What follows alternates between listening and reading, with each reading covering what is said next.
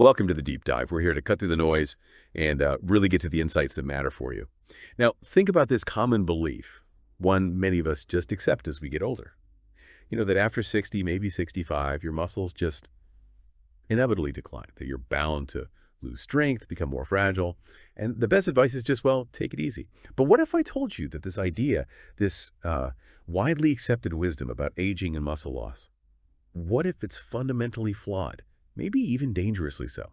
Today, we're doing a deep dive into some really groundbreaking science combined with an incredible personal story. And it's something that could totally shift how you see your body's potential, really, no matter your age. That's exactly right. Our mission today is to properly unpack how one remarkable individual completely turned those assumptions upside down. She transformed not just her physical health, but her outlook on life. And she did it by applying specific evidence-backed principles. Very specific. Like, this isn't about chasing the latest fitness fad or some new diet trend you see online. No, this is about confronting fundamental truths about the human body. It's incredible capacity for growth, for resilience, truths that, well, for various reasons have been kind of overlooked or maybe minimized for far too long. Exactly. So for this deep dive, we're focusing on ageless strength, building muscle after 60. We're drawing heavily from the story of a woman named Margaret. At 68, she gets this devastating diagnosis, right? But she systematically rebuilt her body, her life, really. We're going to pull out the most important pieces of knowledge from her experience and the research she found. We'll lay out exactly how you can potentially apply these powerful principles yourself for, lasting strength and vitality. Okay, let's start with Margaret's wake-up call, because it's something I think far too many people might recognize. So Margaret, she's 68, and she gets diagnosed with severe muscle deterioration. Sarcopenia, it's called. Her doctor laid out a pretty stark reality. She had lost nearly 40% of her muscle mass since her 50s. I mean, just pause and think about that, 40%. The prognosis was grim, extremely high risk for falls, debilitating fractures, and this term doctors use, failure to thrive, which honestly just sounds like her body was giving up. It really is remarkable how kind of casually society accepts muscle loss as just part of getting older, like it's just cosmetic, or maybe a small inconvenience, right? But Margaret's story really hammers home that the impact of sarcopenia is far more serious. Muscle loss after 60, it isn't just about looking frail or needing help opening a jar. It is quite literally a life or death situation. And here's a crucial detail, something often tragically underplayed in standard health advice.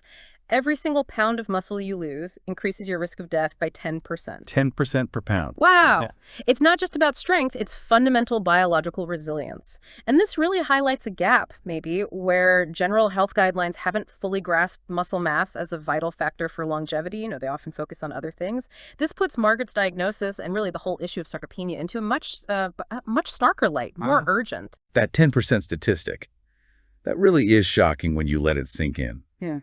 But this is where Margaret's story takes a turn and where it gets really interesting for us.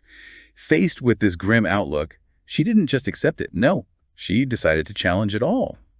The conventional wisdom. She asked the question we should all be asking. Is there really a biological age limit for building muscle?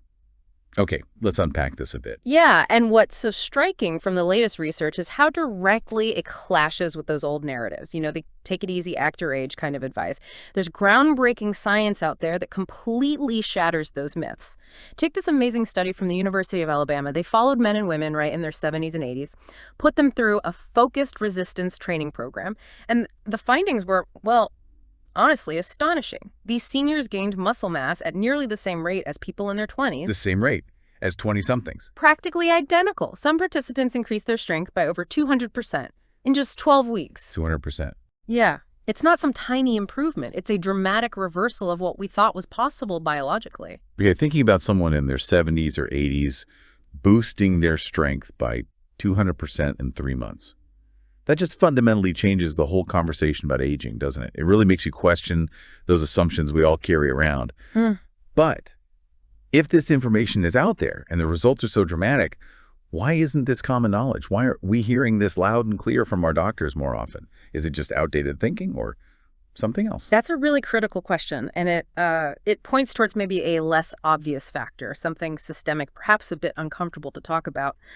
Look, the science is compelling, no doubt, but getting this kind of transformative knowledge widely adopted, sometimes it faces headwinds. For instance, think about it. If the belief in senior fragility is really widespread, deeply ingrained, Well, that naturally creates a big market for services and products aimed at managing decline, right? Right, medications, devices, assisted living. Exactly. Those systems are sort of built around an expectation of decline in a way. Now, contrast that with a strong, independent senior, someone thriving, lifting things, navigating life easily. Ironically, they're less integrated into those specific market dynamics. It's complex, not necessarily some big conspiracy, but you can see how incentives might align in a way that slows down the spread of this empowering information. That definitely adds a layer to consider, those broader forces at play. But Margaret, she didn't let any of that stop her, did she? She dug in, researched meticulously, and found these 5 science-based pillars that totally changed her path. And these are principles backed by science, but also practical takeaways, things you can actually start thinking about applying today. Let's dive into the first one. Okay, pillar number 1. This involves a pretty radical rethink of protein intake, especially for older adults.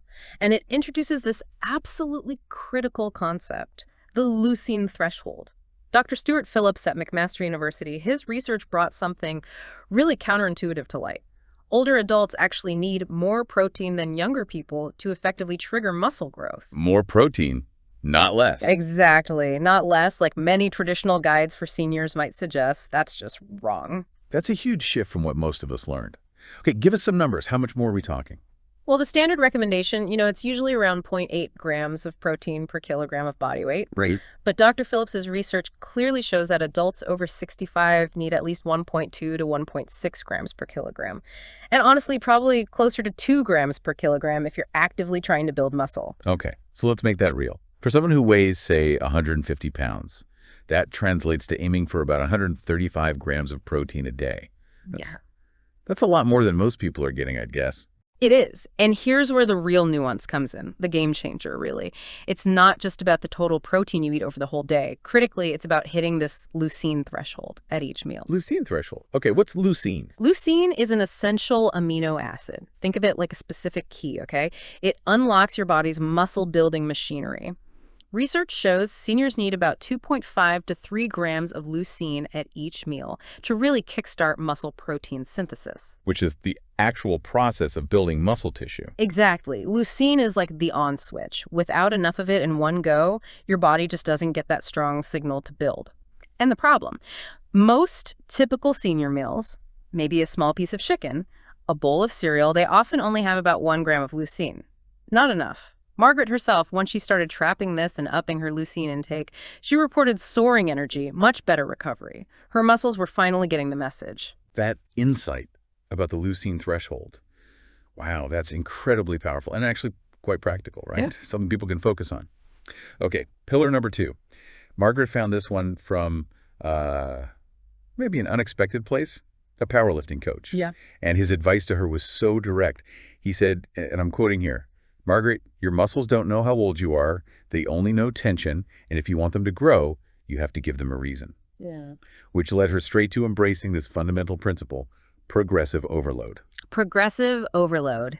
It sounds technical, but at its heart, it's beautifully simple and incredibly effective. It just means consistently challenging your muscles a little bit more than you did last time, week after week. That challenge could be lifting slightly heavier weight, sure, or doing one more rep with the same weight, or even holding a position for just a few seconds longer. But here's what's absolutely crucial to get. Maintenance is a myth when it comes to muscle. Maintenance is a myth. Explain that. Your body is always in flux. It's either adapting and getting stronger, or it's declining and getting weaker. There's no static middle ground where muscle just stays put. If you're not actively pushing your muscles to do just a little bit more, they are by default starting to weaken. Slowly, maybe, but surely. And Margaret's own story just perfectly illustrates this, doesn't it? Yeah. She started out with, as she put it, embarrassingly light weights, like 3-pound dumbbells for some things. But by consistently, relentlessly applying progressive overload, just adding a tiny bit more challenge each week, she was deadlifting more than her own body weight within 6 months. Incredible. Yeah, something she'd never done, even when she was young. It just hammers home that age really doesn't have to be the barrier we think it is for significant strength gains. Which brings us neatly to pillar number 3. This one draws from some really cutting-edge research on circadian rhythms from Dr. Sachin Panda at the Salk Institute. What's really revolutionary here is the discovery that muscle protein synthesis, that crucial building process, it actually follows a predictable 24-hour cycle, meaning there are specific peak muscle building windows in that cycle. And here's the real kicker, right? Something that might go against a lot of people's routines. Those peak windows consistently happen in the late afternoon and early evening, That's right. which suggests that those standard morning workouts, especially for seniors where natural growth hormone is already lower, they might actually be less effective, possibly even sabotaging results. It looks that way. Margaret saw dramatic, undeniable results when she shifted her strength training to 4 p.m. and then followed it immediately with a protein-rich meal. And her doctor noticed. Oh, yeah. Apparently, her doctor, looking at the follow-up muscle scans, initially thought the machine must be broken because the improvement was so significant, so fast. That's a huge insight. And it goes beyond just when you exercise. Timing matters for everything. When you eat, when you sleep, even when you get light exposure. All these things influence your body's hormonal environment, which can either support muscle growth or, well, work against it. Margaret really locked this down. She had non-negotiables. Biggest protein serving within 30 minutes after training. Morning sunlight exposure every day to set her internal clock. And a strict sleep schedule, at least 7 hours. Quality sleep every night. These weren't just suggestions for her. No, they were foundational. Absolutely integral to her success. Okay, moving on to pillar number 4. This one tackles something critical, but honestly rarely discussed. Chronic low-grade inflammation. There's even a term for it now. Inflammaging.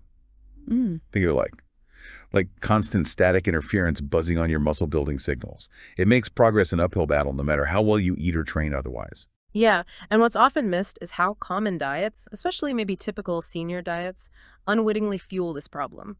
Things like refined grains, lots of processed meats, too much sugar, those industrial seed oils. They create this persistent, low-level inflammation throughout the body. Sort of simmering inflammation all the time. Exactly. And that inflammation doesn't just block muscle protein synthesis, the building part, it actually speeds up muscle breakdown too. But the good news is the fix doesn't have to be expensive supplements or super complicated diets. That's right. Margaret's approach to tackling inflammaging was totally food-based, practical, and really effective. She deliberately focused on weaving specific anti-inflammatory foods into pretty much every meal. So that meant fatty fish, like salmon or mackerel, rich in omega-3s at least twice a week, a handful of berries every day, loads of leafy greens with lunch and dinner, every single time. And here's the really powerful kicker, like a simple trick with a big impact. She added turmeric and black pepper to almost everything she cooked. Ah, the piperine effect. Exactly. The piperine in the black pepper boosts the absorption of the curcumin in turmeric by something like 2,000%.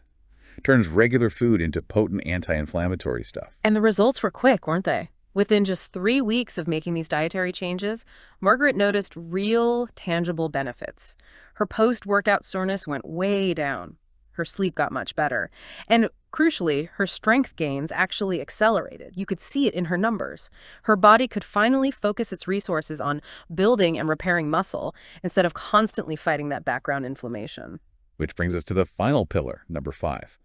And Margaret herself said this might have been the biggest hurdle, psychologically at least. It's that pervasive fear of injury. And the societal programming, really, that tells older people they're fragile. It's a huge mental barrier. It really is. But the scientific evidence powerfully refutes that fear. It really does. Properly performed resistance exercise isn't just safe for older adults. It is actively protective against injury. Protective. How so? Well, stronger muscle, stronger bones, more resilient connective tissues. They're just inherently better equipped to handle the stresses of everyday life. Less likely to fail you when you reach for something or catch your balance. There is a big study, a comprehensive one, in the British Journal of Sports Medicine. It found that seniors doing consistent resistance training had 40% fewer injuries compared to those doing only cardio or just gentle exercises. 40%. Wow. Because strength training builds more than just raw power. It builds confidence, better coordination, functional resilience, all essential for staying independent and preventing falls. And Margaret's mindset shift here was key, wasn't it? Instead of tiptoeing around exercises that felt challenging or maybe a bit scary, she started actively seeking them out. She cleverly wove functional movements into her daily routine, basically turning everyday tasks into mini workouts, like deliberately squatting down fully to pick things up instead of bending over, carrying groceries with intention, like a weighted carry, practicing getting up off the floor without using her hands. Simple things, but profound. It became her way of reclaiming her life, she said, not just rebuilding her body. Absolutely. And if you zoom out and look at the whole picture, Margaret's transformation was holistic. Yes, the physical changes were undeniable, truly remarkable.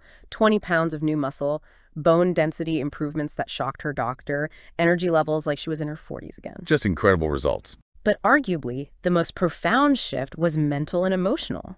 She went from feeling like a passive victim of aging, resigned to decline, to becoming the empowered author of her own story. And her deciding to enter and compete in a powerlifting competition at an age when most people are told to slow down, that just speaks volumes about shattering those self-imposed limits, proving our potential really is unlimited. So wrapping this up, what does this all mean for you listening right now? Margaret's story, it's more than just inspiring, it's a direct challenge. A challenge to reconsider everything you thought you knew about aging and what your body is truly capable of. Her message, and the science backs it up, is crystal clear. Your best years, your strongest years, your most vibrant years, they are absolutely not behind you. Your potential for growth, for change, is limitless. Age really is just a number on the calendar. Yeah, and maybe this deep dive leaves you with a question to chew on, after you stop listening. What societal narratives about getting older, about weakness, maybe about your own capabilities? What stories are you still accepting without really questioning them? What would it actually mean for you personally to start challenging those narratives, to begin rewriting your own story starting today? The choice, as Margaret found out, is absolutely yours. And it starts now, today, not tomorrow, not next week when things calm down. Yeah. Right now. Because every single day you put off acting on this kind of knowledge, well, it's another day of missed opportunity. A missed opportunity for building strength, for vitality, for reclaiming the most powerful, capable version of yourself. So why not pick just one of these principles, the one that resonated most perhaps, and just commit to implementing it, starting today. Because your journey to a stronger, more vibrant, truly ageless life, it really does start the moment you decide to begin.